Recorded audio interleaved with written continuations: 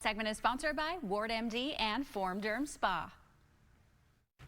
I am here with Dr. Ward with Ward MD. Thank you so much for joining me today. Great to be back. Well, let's chat first of all about surgery, because people at home might be thinking, oh, I don't know, it seems a little intimidating. Do you get that a lot from people? All the time. So it's always funny to me because like what I worry about as a physician is almost always different than what patients worry about. Yeah. The number one thing they seem to worry about is anesthesia.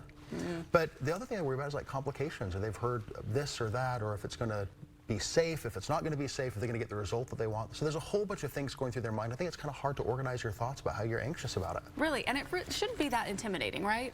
Right, well, for us, I mean, we do it every day. It's not very intimidating at all. That's true. However, there's so many things that you worry about, and some of those scary stories stand out in our mind more. So I think our job really as physicians overall is to really explain things, help explain the benefits, explain the risks, let patients kind of make a decision about what's best for them. Sure. Well, and I think that starts with a consultation. So what does that look like? Yeah, so our consultations are about gathering information. So part of that is gathering information from the patient, like, oh, does this bother you? Do you have an allergy to this? That sort of thing. What do you want us to accomplish with your surgery? It's also about doing our objective analysis, where we're examining the patient, taking a look, getting any testing done, whether that's a CT scan, whether that's photographs, whatever it might be that helps us gather that information. And then we kind of put it all together, talk about, okay, here's your goals, here's the things in your medical history that we need to worry about, here's what we can do to try to accomplish it, here's what's possible, here's what we can do for in your case. Explain that, and then let the patient make a decision about what's best for them. Sure. Now, when it comes to surgery day, explain what that looks like. I know it's probably going to depend on the surgery, right? Yeah.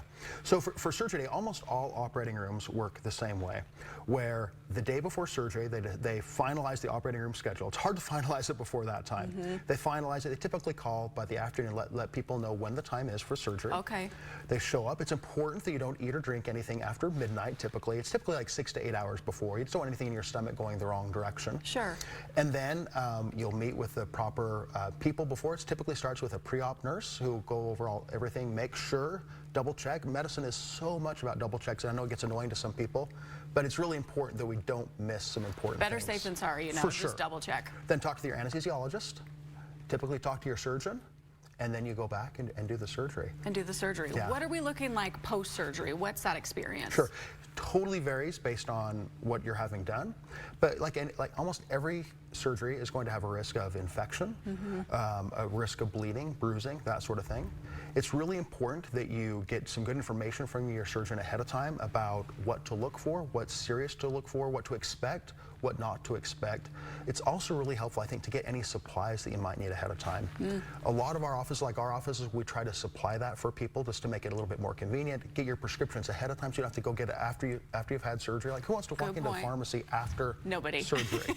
So get that all done ahead of time, and then just go home and recover. Oh, that's awesome. And that's why you guys are so great. So you make sure and take everyone through those steps. Really quick, tell me about the virtual consultation. People have that option?